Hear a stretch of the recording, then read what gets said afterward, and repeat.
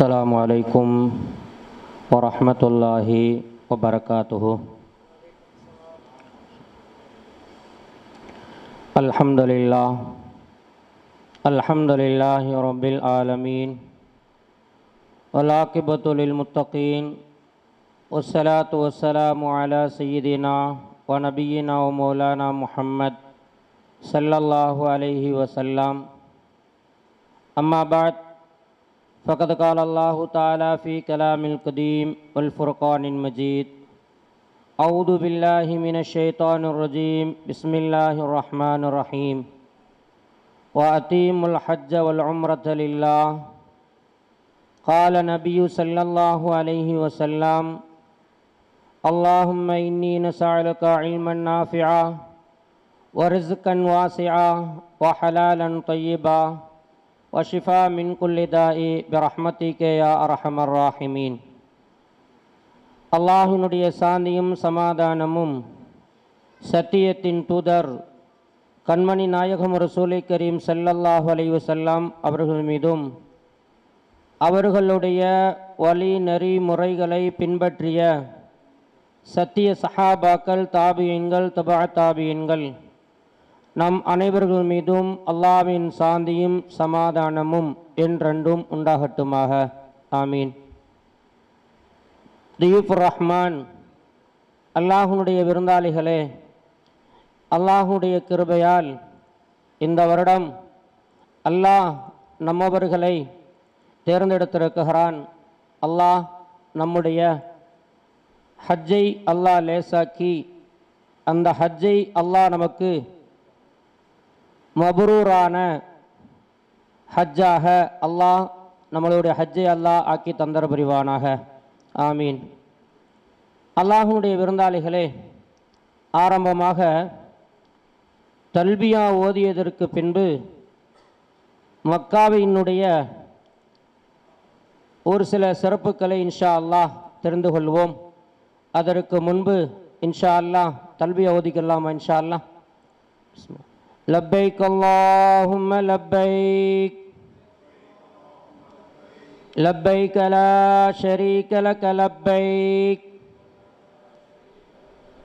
இன்னல் ஹம்த வன் நிஅமத லக வல் முல்க் லா ஷரீக லக்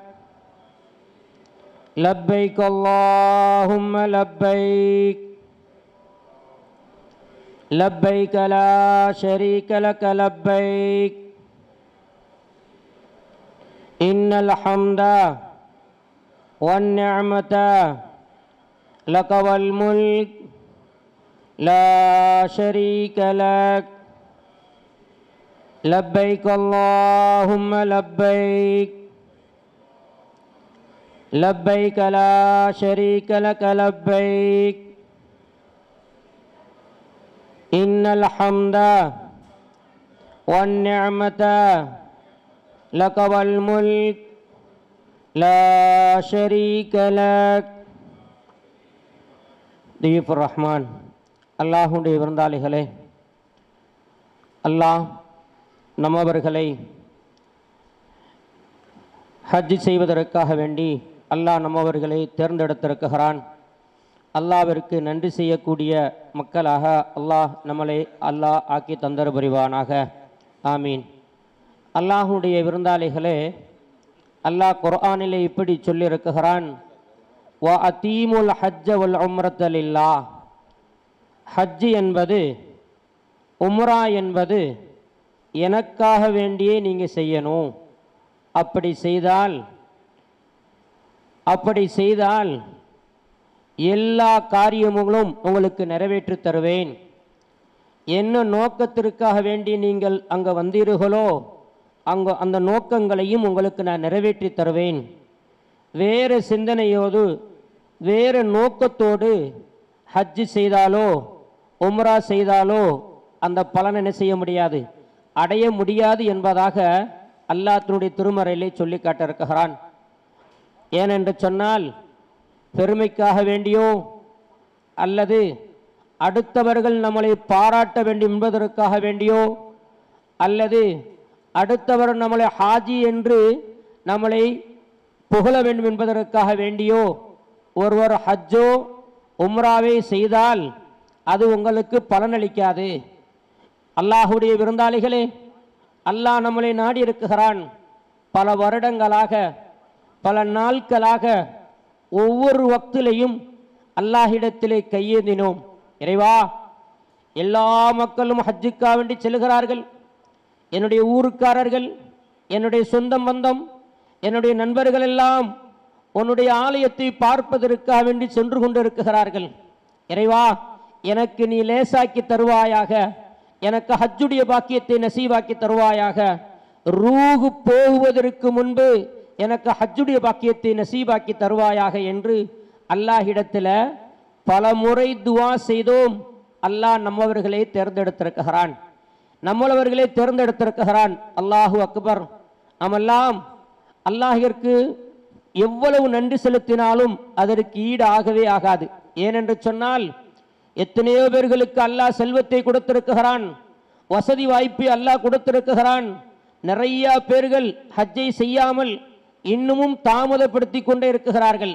அல்லாஹ் நமக்கென்று கொஞ்சம் செல்வத்தையும் கொஞ்சம் ஆரோக்கியத்தையும் நல்ல எண்ணத்தையும் கொடுத்து இந்த புனிதமான இடத்திற்கு போவதற்கு அல்லாஹ் நமக்கு நசீபாக்கி கொடுத்தானே, அல்ஹம்துலில்லாஹ். ஹாஜிமார்களே, இங்கே இருந்து நாம் பெறப்பட்டதற்கு பின்பு தல்பியா ஓதுகின்றோம் அல்லவா? அல்லாஹ்வின் தூதர் நபிகள் நாயகம் ஸல்லல்லாஹு அலைஹி வஸல்லம் அவர்கள் சொல்லுவார்கள், ஒவ்வொருத்தரும் தல்பியாவே ஓதுகின்ற பொழுது இந்த உலகத்தில் இருக்கக்கூடிய புற்புண்டுகள் எல்லாம், ஜீவராசிகள் எல்லாம் அவர்களுக்காக வேண்டி பாவ மன்னிப்பு தருகிறது என்று நபி அவர்கள் மக்கெல்லாம் சொல்லிக் கொடுத்திருக்கிறார்கள். அது மாத்திரமா? அல்லாஹு அக்பர். அல்லாஹுடைய விருந்தாளிகளே, நாமெல்லாம் ஹஜ்ஜுக்காக வேண்டி செல்கின்ற பொழுது எஹராம் அணிந்ததற்கு பின்பு தல்பியா ஓதிக்கொண்டு அப்படியே செல்லுகின்ற பொழுது அல்லாஹ்வின் தூதர் நபிகள் நாயகம் ஸல்லல்லாஹு அலைஹி வஸல்லம் அவர்கள் சொல்லுவார்கள், எஹராமுடைய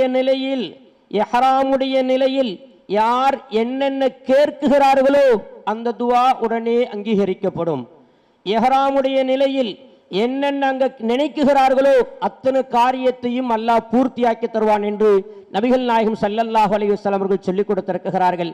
அல்லாஹுடைய விருந்தாளிகளே, எஹராமுடைய நிலையில் இருக்குகின்ற பொழுது நம்முடைய நாவு இருக்கு பார்த்தீங்களா, அல்லாவை துதிக்கக்கூடிய நாவாக இருக்க வேண்டும், அல்லாவை புகழக்கூடிய நாவாக இருக்க வேண்டும். யாரையும் என்ன செஞ்சிடக்கூடாது, சாபம் விட்டுவிடக்கூடாது, யாரையும் திட்டிவிடக்கூடாது. அல்லாஹ் அதிலிருந்து நம்மளை பாதுகாத்து தந்தர புரிவானாக. ஆமீன். அல்லாஹுடைய விருந்தாளிகளே, நபியவர்கள் சொல்லுவார்கள், நாளைக்கு மஹ்ஷர் மைதானத்தில் எல்லா மக்களையும் அல்லாஹ் ஒன்று கூட்டுவான். எல்லா மக்களையும் அல்லாஹ் ஒன்று கூட்டியதற்கு பின்பு அங்க எப்படி எழுப்பப்படுவான்? அல்லாஹ் ஆண்களையும் பெண்களையும் அல்லாஹ் எல்லோர்களையும் ஒரே இடத்தில் அல்லாஹ் எழுப்புவான். நிர்வாணமாகத்தான் எழுப்புவான். ஆனால் அந்த இடத்தில் ஒருவர் மாத்திரம் அல்லாஹ் ஆடையோடு அல்லாஹ் எழுப்புவானான். அல்லாஹு அக்பர். அந்த புண்ணியவான் யார், அந்த சிறப்பிற்குரியவர் யார் என்று சொன்னால், நபியவர்கள் சொல்லுவார்கள், இஹ்ராமுடைய நிலையில் யார் ஒருவர் மரணிக்குகிறாரோ, அல்லாஹுடைய அழைப்பை யார் ஏற்றுக்கொள்கிறார்களோ, அல்லாஹு அக்பர், நாளைக்கு மறுமை நாளில் எழுப்பப்படுகின்ற பொழுது இதே இஹ்ராமுடைய ஆடையில் தான் அல்லாஹ் எழுப்புவான் என்று நபிகள் நாயகம் ஸல்லல்லாஹு அலைஹி வஸல்லம் அவர்கள் சொல்லிக் கொடுத்திருக்கிறார்கள். அல்லாஹு அக்பர். அல்லாஹுடைய விருந்தாளிகளே, அது மாத்திரமா? ஹஜ்ஜுக்கு செல்கின்ற பொழுது ஹஜ்ஜுக்காக வேண்டி இஹ்ராம் கட்டியதற்கு பின்பு ஹஜ்ஜு முடிப்பதற்கு முன்பு அல்லாஹ் நம்மளை அழைத்து கொண்டால் இங்கே இருக்கக்கூடியவர்கள் எல்லாம் நம்முடைய நண்பர்கள், நம்முடைய உறவுக்காரர்கள், நம்முடைய சொந்த பந்தங்கள், தெரிந்தவர்கள் எல்லாம் சொல்லுவார்கள், நாம் ஏதாவது தவறுகள் செய்திருந்தால் அந்த தவறை சுட்டிக்காட்டி இவ்வளவு பணம் செலவு செய்து, இவ்வளவு காசையும் செலவு செய்து அந்த இடத்திற்கு சென்றதற்கு பின்பு ஹஜ்ஜே செய்யாமல் அங்க போய் மரணித்து விட்டாரே, அல்லாஹ் அவருக்கு பாக்கியத்தை கொடுக்கலையே அப்படின்னு நாமெல்லாம் பொடுபோக்குத்தனமாக பேசுவோம். அல்லாஹுடைய விருந்தாளிகளே, நபியவர்கள் சொல்லுவார்கள், நபிகள் நாயகம் ஸல்லல்லாஹு அலைஹி வஸல்லம் அவர்கள் சொல்லுவார்கள், இவர் எப்படி கூறியவர் என்று சொன்னால், இவர் எந்த அளவிற்கு சிறப்பிற்குரியவர் என்று சொன்னால், அல்லாஹு அக்பர். ஒருத்தர் ஹஜ்ஜுக்கு செல்கிறார், எஹ்ராம் அணிந்திருக்கிறார். ஹஜ்ஜு முடிப்பதற்கு முன்பு அல்லாஹ் அவருடைய ரூஹை எடுத்து விட்டால் இவருக்கென்று அல்லாஹ் ஒரு மலக்கை நியமிக்குகிறானாம். இவருக்கென்று அல்லாஹ் ஒரு மலக்கை நியமிக்குகிறானாம். எதுவதற்கு அல்லாஹ் நியமிக்குகிறான்? கியாமத்து நாள் வரைக்கும் அல்லாஹ் ஒரு மலக்கை நியமிப்பானாம். அல்லாஹு அக்பர். எதற்காக வேண்டி? வருடா வருடம் ஹஜ்ஜை செய்து அந்த ஹஜ்ஜுடைய நன்மையை பெறுவதற்காக வேண்டி, அவர் பெறுவதற்காக வேண்டி ஒரு மலக்கை நியமிக்குகிறானாம். அல்லாஹு அக்பர். அப்ப எந்த ஆடையில் அல்லாஹ் நம்மளை அனுப்பி இருக்கிறான்? இன்ஷா அல்லாஹ் அனுப்பி இருக்கிறான். அல்லாஹுடைய விருந்தாளிகளே, அங்கே சென்றா அல்லாஹு அக்பர், இங்கெல்லாம் நாம எஹராம் அணிஞ்சிட்டு தல்பியா ஓதிக்கொண்டு ஃப்ளைட்ல போய்கொண்டு இருக்கக்கூடிய சமயத்தில் அங்க போய் புறப்பட்டு ஜித்தா ஏர்போர்ட்ல இறங்கியதற்கு பின்பு அங்க சின்ன சின்ன என்ன சிரமங்கள் வரும். என்னென்ன சிரமங்கள் வரும்? அல்லாஹுடைய விருந்தாளிகளே, ஹஜ் என்பது சிரமமாகத்தான் இருக்கும். அந்த சிரமத்தில் யார் பொறுமையை கையாளுகிறார்களோ அதுதான் ஹஜ். அதுதான் அவருக்கு மக்பூலான மப்ரூரான ஹஜ்ஜாக அல்லாஹ் ஆக்கி தருவான். பணம் இருந்தாலோ செல்வங்கள் இருந்தாலோ என்ன செய்ய முடியாது.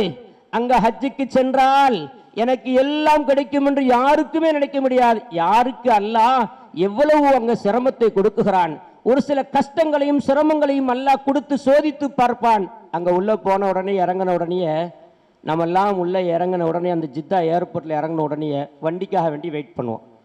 அங்க வண்டிக்காக வேண்டி வெயிட் பண்ணுகின்ற பொழுது கொஞ்சம் தாமதமாகிவிட்டால் சைத்தா தூண்டி விடுவான். எப்படி தூண்டி விடுவான்? நமக்கு முன்னால் உள்ள பின்னால் உள்ளவங்க பஸ்ஸில் வந்து போயிட்டாங்க, அப்போ நமக்கு இன்னும் வரல அப்படின்னு நாமெல்லாம் தல்பியா ஓதிக்கொண்டு சென்ற பார்த்தீங்களா, நம்முடைய பாவங்கள் எல்லாம் அழிக்கப்பட்டது, நமக்கு நன்மை அல்லாஹ் கொடுத்து கொண்டே இருந்தான். இதெல்லாம் ஷைத்தானுக்கு பொறுக்காது. அதுக்கு பகரமாக ஏதாவது என்ன செய்யணும், ஏதாவது தூண்டி விட வேண்டும் என்று அங்கு தூண்டி விடுவான். அதற்கு இடம் கொடுக்காமல் அல்லாஹ் நம்மளை பாதுகாப்பானாக. அல்லாஹுடைய விருந்தாளிகளே, அங்கே ஜித்தா ஏர்போர்ட்டில் இறங்கி பஸ்ஸில் உட்காந்துட்டோம்னு வச்சுக்கோங்களேன். பஸ்ஸில் உட்காந்த உடனே நம்மளை எண்ணுவாங்க எல்லாரும்.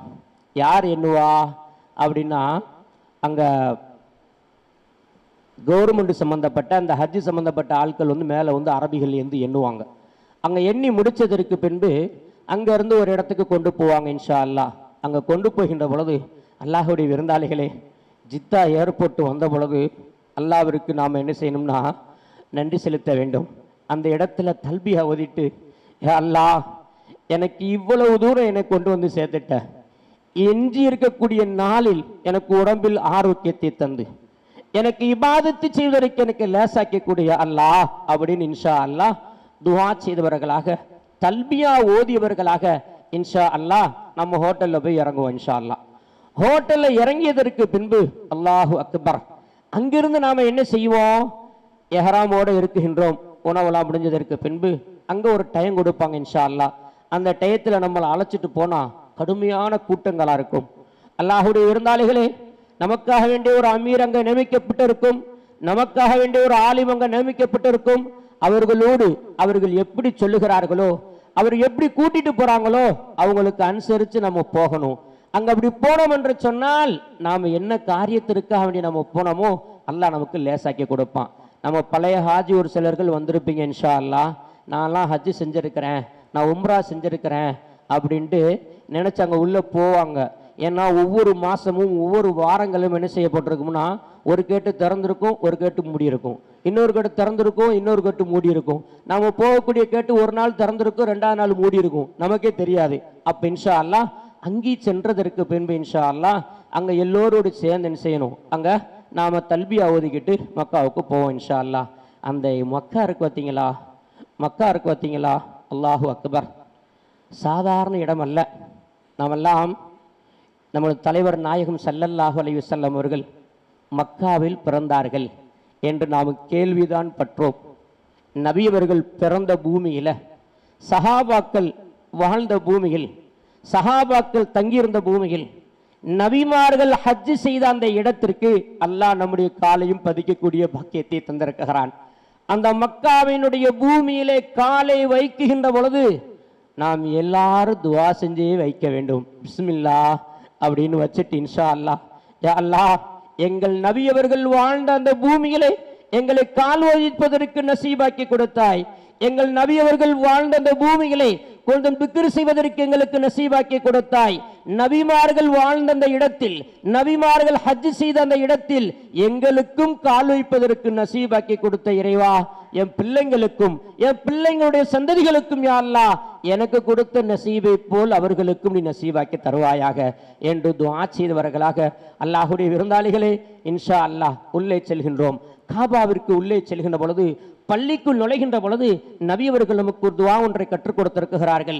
பிஸ்மில்லாஹி அஸ்ஸலாத்து வஸ்ஸலாமு அலா ரசூல் ஸல்லல்லாஹு அலைஹி வஸல்லம் அல்லாஹும்ம அஃப்தஹ்லி அப்வாப ரஹ்மத்திக என்ற துஆவை ஓதியதற்கு பின்பு பிஸ்மில்லா சொல்லி வலது காலை வைத்து பள்ளிக்குள்ள நுழையணும். பள்ளிக்குள் நுழைகின்ற பொழுது இறையச்சத்தோடு, பயபக்தியோடு, பணிவோடு பள்ளிக்குள் நுழைய வேண்டும். தல்வியா ஓதிக்கொண்டு அப்படி பணிவோடு உள்ளே நுழைந்ததற்கு பின்பு அல்லாஹுடைய விருந்தாளிகளே, நபியவர்கள் சொல்லுவார்கள், ஹஜ்ஜுக்கு வரக்கூடியவர்கள், உம்ராவுக்காக வரக்கூடியவர்கள் முதலாக அல்லாஹ்வுடைய ஆலயத்தை முழுமையாக பார்த்து கேட்கக்கூடிய துஆ உடனே அங்கீகரிக்கப்படும் என்று நபிகள் நாயகம் ஸல்லல்லாஹு அலைஹி வஸல்லம் அவர்கள் சொல்லிக் கொடுத்திருக்கிறார்கள். அல்லாஹு அக்பர். அல்லாஹுடைய விருந்தாளிகளே நல்லா ஞாபகம் வைத்துக் கொள்ள வேண்டும். உள்ளே நுழைகின்ற பொழுது, காபாவை பார்த்த பொழுது, அங்கே கூட்டங்கள் அதிகமாக இருக்கின்ற பொழுது நிக்க விட மாட்டார்கள். மெதுவா செல்கின்ற பொழுது காபாவை பார்த்த உடனே அல்லாஹ்விற்கு பிஸ்மில்லாஹி அல்லாஹு அக்பர் என்று சொன்னதற்கு பின்பு அல்லாஹ்வை புகழ வேண்டும்.